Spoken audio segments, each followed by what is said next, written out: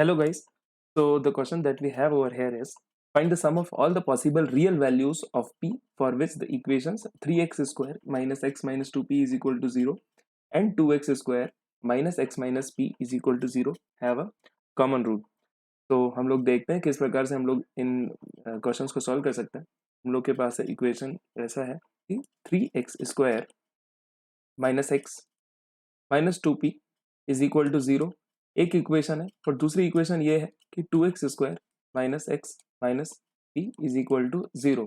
Now I know कि ये दोनों इक्वेशंस जो है वो 0 के बराबर है, तो I can easily equate both of these equations without even solving this particular part की have a common root। इसका जो है ये एक्स्ट्रा पॉइंट दी हुई है, इसका कुछ बहुत ज़्यादा मतलब है नहीं इस पर्टिकुलर क्वेश्चन को सॉल्व करने में।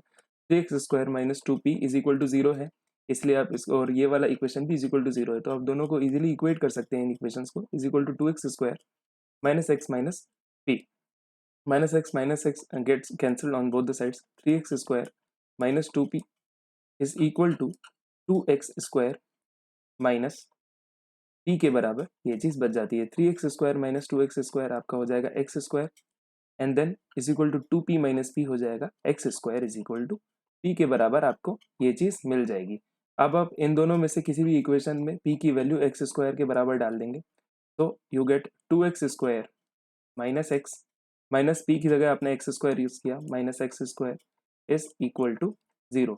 2x square minus X square is X square minus x is equal to 0, that means x common, x minus 1 is equal to 0, that means either x is equal to 0 और x is equal to 1। अब x is equal to जब 0 है तो p x का square है तो p भी 0 हो जाएगा, और जब x is equal to 1 है तो p जो है वो x का स्क्वायर है तो p 1 हो जाएगा।